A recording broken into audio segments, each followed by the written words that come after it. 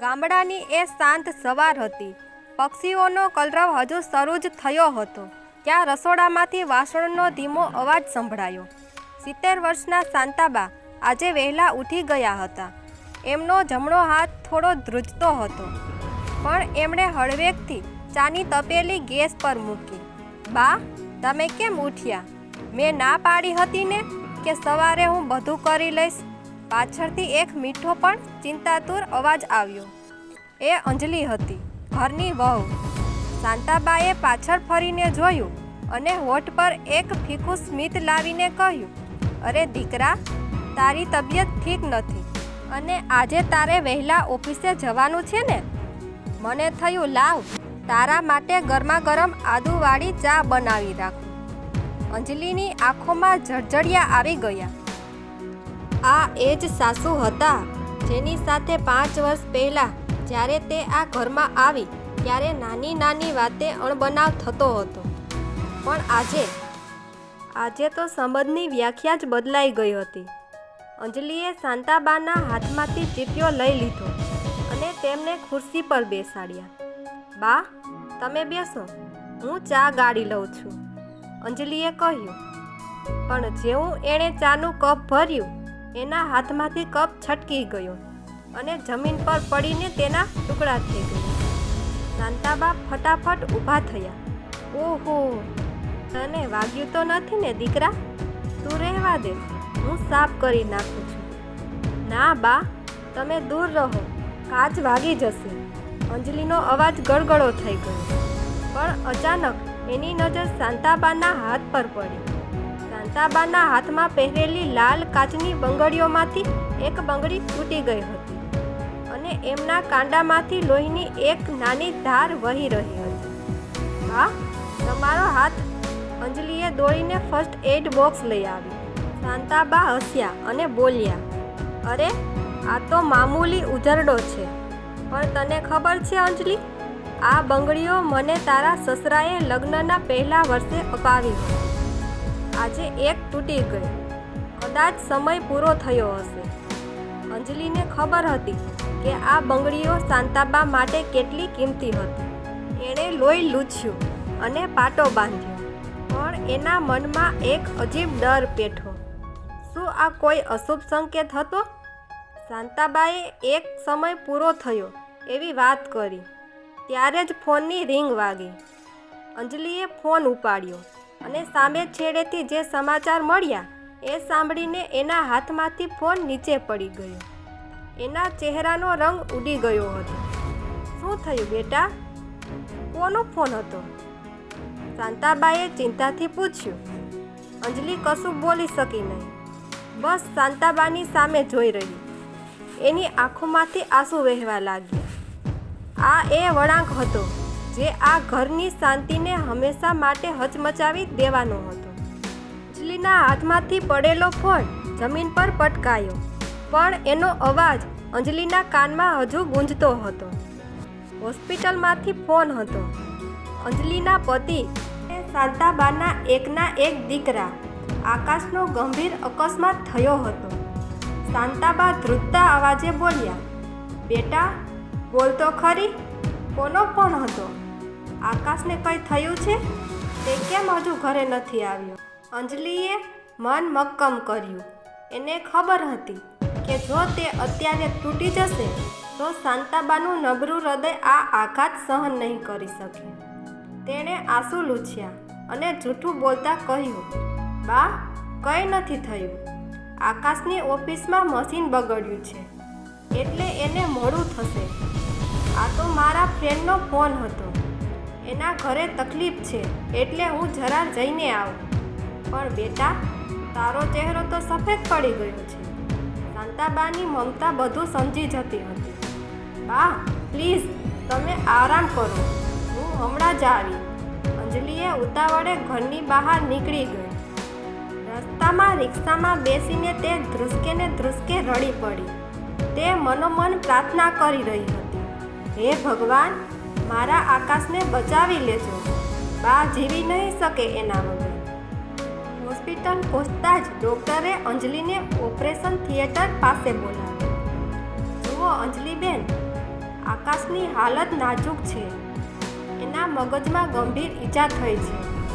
અમે પ્રયત્ન કરી રહ્યા છીએ, પણ આગામી 24 કલાક ખૂબ મહત્વના છે. અંજલિ કાચની બારીમાંથી અંદર જોઈ રહી હતી. આકાશ મશીનો વચ્ચે ઘેરાયેલો હતો. તેની આંખો સામે ઘરે બેઠેલા શાંતાબાનો ચહેરો તરવર્યો. ઘરે જઈને શું કહેશે? કેટલા દિવસ છુપાવશે? રાતના 12 વાગ્યા. અંજલિ ઘરે પાછી આવી. ઘરનો દરવાજો ખુલ્લો હતો. શાંતાબા ઉંબરા પર જ બેસી રહ્યા હતા. હાથમાં માળા હતી અને હોઠ પર રામ નામ હતું. અંજલિને જોતાં જ તેઓ ઊભા થયા. આકાશ ક્યાં છે? તું એકલી કેમ આવી? શાંતાબાનો અવાજ ફાટી ગયો હતો. અંજલિ હવે વધુ છુપાવી શકી નહીં. તે શાંતાબાના પગમાં પડી ગઈ અને જોર જોરથી રડવા લાગી. બા, આકાશ હોસ્પિટલમાં છે. શાંતાબા જાણે પથ્થર બની ગયા. એમની આંખમાંથી એક પણ આંસુ ન નીકળ્યું. એમણે અંજલિનો હાથ પકડ્યો અને તેને ઊભી કરી. રડ નહીં દીકરા, મારો આકાશ પાછો આવશે, મને વિશ્વાસ છે. પણ એ જ રાતે અચાનક શાંતાબાની તબિયત બગડી. તેમને શ્વાસ લેવામાં તકલીફ થવા લાગી. અંજલિ મૂંઝવણમાં મુકાઈ ગઈ. એક બાજુ પતિ જીવન મરણ વચ્ચે ઝોલા ખાતો હતો અને બીજી બાજુ સાસુની હાલત કથળી રહી હતી. અંજલિએ તાત્કાલિક એમ્બ્યુલન્સ બોલાવી. શાંતાબાને પણ એ જ હોસ્પિટલમાં દાખલ કરવા પડ્યા. ત્યાં આકાશ હતો. એક જ પરિવારના 2 સભ્યો, 2 અલગ અલગ વોર્ડમાં, અને વચ્ચે ઊભેલી એક એકલી સ્ત્રી, અંજલિ. ડૉક્ટરે આવીને અંજલિને કહ્યું, અંજલિ બહેન, શાંતાબાને હાર્ટ એટેક આવ્યો છે. એમની ઈચ્છા શક્તિ ખૂબ ઓછી થઈ ગઈ છે. એ બસ આકાશનું નામ રટી રહ્યા છે. જો એમને બચાવવા હોય તો એમને કંઈક એવી આશા આપવી પડશે કે એ જીવી જાય. અંજલિ પાસે હવે એક જ રસ્તો હતો. એક એવું જૂઠ જે કદાચ કોઈનું જીવન બચાવી શકે અથવા તો બધા સંબંધોને અંત લાવી શકે. હોસ્પિટલના એ સફેદ કોરિડોરમાં ફિનાઇલની વાસ અને મશીનોના બીપ બીપ અવાજ વચ્ચે અંજલિ સાવ એકલી પડી ગઈ હતી. એક તરફ આઈસીયુમાં એનો પતિ આકાશ જિંદગીની જંગ લડી રહ્યો હતો અને બીજી તરફ સ્પેશિયલ વોર્ડમાં એના સાસુ શાંતાબા શ્વાસ માટે ફાંફા મારી રહ્યા હતા. ડૉક્ટરે અંજલિને પાસે બોલાવીને ધીમેથી કહ્યું, અંજલિ બહેન, શાંતાબાની હાલત ચિંતાજનક છે. એ વારંવાર પૂછે છે કે આકાશ ક્યાં છે. જો એમને અત્યારે આઘાત લાગશે તો એમનું હૃદય થંભી જશે. આપણે એમને એવું કહેવું પડશે કે આકાશ બિલકુલ ઠીક છે. અંજલિનું હૃદય ધ્રુજી ઉઠ્યું. જે પતિ પોતે વેન્ટિલેટર પર હોય તેના વિશે તે ઠીક છે એવું જૂઠ કેવી રીતે બોલે? પણ પોતાની સાસુને મરતા જોવા પણ તે સહન કરી શકે તેમ નહોતી. અંજલિએ હિંમત કરી, આંસુ લૂછ્યા અને શાંતાબાના રૂમમાં ગઈ. શાંતાબાએ જેવી અંજલિને જોઈ, એમણે ધ્રુજતા હાથે ઓક્સિજન માસ્ક હટાવવાનો પ્રયત્ન કર્યો. બેટા, આકાશ, મારો દીકરો ક્યાં છે? એને વાગ્યું છે ને? તું મારાથી કંઈક છુપાવે છે. અંજલિએ શાંતાબાનો હાથ પકડી લીધો. એનો હાથ બરફ જેવો ઠંડો હતો. અંજલિએ કૃત્રિમ સ્મિત લાવીને કહ્યું, અરે વાહ, તમે તો સાવ ભોળા છો. આકાશને તો ખાલી નાનો એવો ઉઝરડો આવ્યો હતો. એ તો અત્યારે બીજા વોર્ડમાં આરામ કરે છે. એણે જ મને મોકલી છે કે જા, બાને કહી આવ કે હું જલ્દી ઘરે આવીશ અને બાના હાથની સુખડી ખાઈશ. શાંતાબાની આંખોમાં એક ચમક આવી ગઈ. સાચે બેટા, મારો આકાશ ઠીક છે ને? મને એનો અવાજ સાંભળવો છે. અંજલિના ગળામાં ડૂંબો ભરાઈ આવ્યો. તેણે તરત જ મગજ ચલાવ્યું. તેણે પોતાનો ફોન કાઢ્યો અને આકાશનો એક જૂનો રેકોર્ડ કરેલો વોઇસ મેસેજ પ્લે કર્યો, જેમાં આકાશ કહેતો હતો, બા, તમે ચિંતા ન કરતા, હું જલ્દી આવી જઈશ. આ અવાજ સાંભળીને શાંતાબાના ચહેરા પર અદ્ભુત શાંતિ પથરાઈ ગઈ। એમણે આંખો મીચી દીધી અને થોડી વારમાં ઊંઘી ગયા। ડૉક્ટરે ઈશારામાં અંજલિને અભિનંદન આપ્યા કે શાંતાબાની હાલત હવે સ્થિર થઈ ગઈ છે, પરંતુ અંજલિની મુસીબત ઓછી નહોતી થઈ।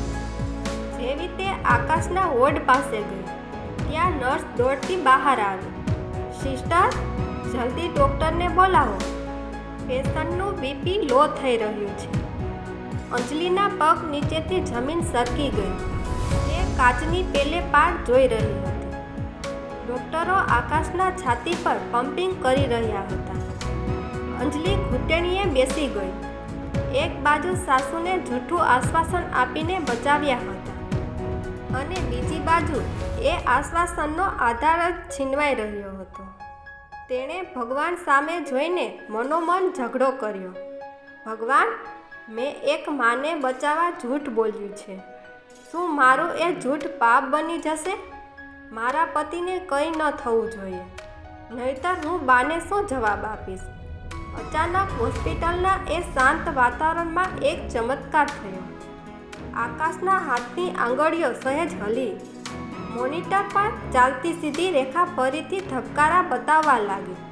ડૉક્ટરે બહાર આવીને હાશકારો અનુભવતા કહ્યું, તે ભય મુક્ત છે। આ એક ચમત્કાર છે। અંજલિ રડી પડી, પણ આ વખતે એ આંસુ હરખના હતા। પણ હજુ એક મોટો વળાંક બાકી હતો। જ્યારે શાંતાબા ભાનમાં આવ્યા ત્યારે તેમણે અંજલિને પાસે બોલાવી અને કંઈક એવું કહ્યું કે અંજલિ સ્તબ્ધ થઈ ગઈ। શાંતાબા બોલ્યા, બેટા, તે મને બચાવવા માટે જે જૂઠું બોલ્યું એ હું જાણું છું। મને ખબર હતી કે આકાશની હાલત ગંભીર છે। શાંતાબાના શબ્દો સાંભળીને અંજલિ જાણે થીજી ગઈ। એના હાથ ધ્રુજવા લાગ્યા। બા, તમને કેવી રીતે ખબર પડી? અંજલિએ નીચું જોઈને પૂછ્યું। શાંતાબાએ અંજલિના માથે વહાલથી હાથ ફેરવ્યો અને બોલ્યા, દીકરા, હું એક મા છું। જ્યારે તે મને આકાશનો અવાજ સંભળાવ્યો ત્યારે એ અવાજમાં આશા તો હતી, પણ તારી આંખોમાં ભય હતો। અને સૌથી મોટી વાત, જ્યારે તું જૂઠું બોલતી હતી ત્યારે તારો હાથ મારા કાંડા પર હતો।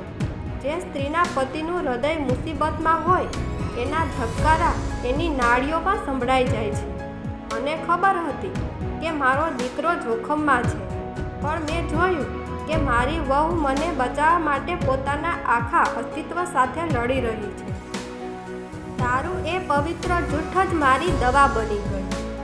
અંજલિ શાંતાબાના ગળે વળગીને રડી પડી। આજે સાસુ અને વહુ વચ્ચેની લોહીના સંબંધની દિવાલ ઓગળી ગઈ હતી। હવે ત્યાં ફક્ત બે સ્ત્રીઓ હતી જે એકબીજાનો સહારો બની ગઈ હતી। 10 દિવસ વીતી ગયા। આકાશ હવે જોખમ બહાર હતો, પણ ડૉક્ટરોએ કહ્યું કે એના પગમાં ગંભીર ઈજા હોવાથી એને ચાલતા શીખવામાં મહિનાઓ લાગશે। આકાશ જ્યારે વ્હીલચેર પર બેસીને ઘરે આવ્યો ત્યારે ઘરનું વાતાવરણ ગમગીન હતું। જે દીકરો આખા ઘરનો ભાર ઉપાડતો હતો એ આજે બીજા પર નિર્ભર હતો। આકાશ નિરાશ થઈ ગયો હતો। અંજલિ, બા, હું હવે કદાચ ક્યારેય પહેલાં જેવો નહીં થઈ શકું। મારા કારણે તમે બંને હેરાન થશો। ત્યારે જ શાંતાબા આગળ આવ્યા। એમણે આકાશના હાથમાં એક જૂની લાકડી આપી। એ જ લાકડી જે શાંતાબાના પતિ વાપરતા હતા। બેટા, જ્યારે તું નાનો હતો અને પહેલું ડગલું ભર્યું હતું ત્યારે તે મારો હાથ પકડ્યો હતો। આજે તારું બીજું ડગલું ભરવા માટે તારી વહુ તારો હાથ પકડશે અને હું તારી પાછળ શક્તિ બનીને ઊભી રહીશ। પડાય તો ભલે પડાય, પણ ઊભા થવાની જીદ આપણે નહીં છોડીએ। અંજલિએ આકાશની જવાબદારી ઉઠાવી લીધી। સવારે વહેલા ઉઠીને એ આકાશની ફિઝિયોથેરાપી કરાવતી, પછી બાની દવાઓ સંભળાવતી અને પછી ઓફિસનું કામ કરતી। આ દોડધામમાં અંજલિ પોતે થાકી જતી, પણ એના ચહેરા પર ક્યારેય થાક ન દેખાતો। એક રાત્રે અંજલિ રસોડામાં કામ કરતાં કરતાં થાકને લીધે ચક્કર ખાઈને પડી ગઈ। શાંતાબા દોડીને આવ્યા. એમણે જોયું કે અંજલિને તેજ તાવ હતો. શાંતાબાએ આકાશને બૂમ પાડી, પણ આકાશ લાચાર હતો. તે ઊભો થઈ શકે તેમ નહોતો. શાંતાબાએ એ રાત્રે જે કર્યું એ જોઈને આકાશ અને અંજલિ બંનેની આંખો ફાટી ગઈ. જે શાંતાબા લાકડી વગર 2 ડગલા નહોતા ચાલી શકતા, એમણે રસોડામાંથી ઠંડા પાણીનું પાત્ર ભર્યું, પોતું બનાવ્યું અને આખી રાત અંજલિના માથા પર પટ્ટીઓ મૂકી. સવારે જ્યારે અંજલિની આંખ ખુલી ત્યારે એણે જોયું કે શાંતાબા એના પગ પાસે જમીન પર બેઠા બેઠા ઊંઘી ગયા હતા અને એમનો હાથ હજુ પણ અંજલિના પગ દબાવી રહ્યો હતો. અંજલિની આંખોમાંથી આંસુ વહી ગયા. એણે જોયું કે આકાશ પણ પોતાની વ્હીલચેર બાજુમાં લાવીને બેઠો હતો અને એની આંખોમાં પણ પશ્ચાતાપ હતો. અંજલિની આંખ ખુલી ત્યારે સવારનો કુમળો તડકો બારીમાંથી રૂમમાં આવી રહ્યો હતો. એણે જોયું કે શાંતાબા હજુ પણ એના પગ પાસે બેઠેલા હતા. અંજલિને અહેસાસ થયો કે આ સંબંધ સાસુ વહુનો રહ્યો જ નથી. આ તો 2 આત્માઓનું મિલન છે જે એકબીજા માટે જીવે છે. અંજલિએ ધીમેથી શાંતાબાને ઝઘડ્યા. બા, તમે કેમ અહીં જમીન પર સૂઈ ગયા? તમારી તબિયત બગડી જશે. શાંતાબાએ મીઠું હસીને કહ્યું, દીકરા, જ્યારે તું આ ઘરમાં વહુ બનીને આવી હતી ત્યારે મને ડર હતો કે તું મારો દીકરો છીનવી લઈશ, પણ આજે મને સમજાયું કે તે તો મને એક દીકરો નહીં પણ એક એવી દીકરી આપી જે મારી છેલ્લી ઘડી સુધી મારો હાથ નિભાવશે. તારા તાવની પટ્ટીઓ મૂકતા મને જે સંતોષ મળ્યો એ તો ગંગામાં નાહવા જેવો પવિત્ર હતો. આકાશ આ બધું જોઈ રહ્યો હતો. એના મનમાં એક નવી ઉર્જા જાગી. એણે વિચાર્યું કે જો મારી પત્ની અને મારી મા મારા માટે આટલું કરી શકે તો હું કેમ હાર માનીને બેસી રહું. એણે પોતાની પૂરી તાકાત ભેગી કરી, વ્હીલચેરના હાથ પકડ્યા અને ધ્રુજતા પગે ઊભા થવાનો પ્રયત્ન કર્યો. આકાશ, તું શું કરે છે? અંજલિ ગભરાઈને દોડી. ના અંજલિ, મને કરવા દે, આકાશે પરસેવે રેબઝેબ થતાં કહ્યું. જો પ્રેમમાં આટલી શક્તિ હોય કે સાસુ વહુ માટે આખી રાત જાગી શકે તો એ જ પ્રેમ મને ફરી ચાલતો કરી શકે છે. શાંતાબા અને અંજલિ બંને શ્વાસ રોકીને જોઈ રહ્યા હતા. આકાશ એક ડગલું ચાલ્યો, પછી બીજું અને ત્રીજા ડગલે તે લથડ્યો, પણ અંજલિ અને શાંતાબાએ બંને બાજુથી તેને પકડી લીધો. એ દિવસે આખું ઘર રડી પડ્યું, પણ એ આંસુ આનંદના હતા. મહિનાઓ વીતી ગયા. આકાશ હવે લાકડીના ટેકે ચાલતો થયો હતો. એક સાંજે 3 જણા આંગણામાં બેઠા હતા. શાંતાબાએ અંજલિના હાથમાં એક નાની મખમલની પેટી મૂકી. અંજલિએ ખોલીને જોયું તો અંદર નવી લાલ કાચની બંગડીઓ હતી, બિલકુલ એવી જ જે તે દિવસે તૂટી ગઈ હતી. આ? અંજલિએ નવાઈથી પૂછ્યું. હા બેટા, તે દિવસે એક બંગડી તૂટી હતી. એ કદાચ જૂના સંબંધોના અંતની નિશાની હતી અને આજે આ નવી બંગડીઓ આપણા નવા અતૂટ અને પ્રેમાળ સંબંધોની શરૂઆત છે. શાંતાબાએ ગદગદિત કંઠે કહ્યું. અંજલિએ શાંતાબાના આશીર્વાદ લીધા. આખું ગામ જે સાસુ વહુના ઝઘડાની વાતો કરતું હતું, આજે એ જ ગામ આ ઘરની એકતાના ઉદાહરણો આપે છે.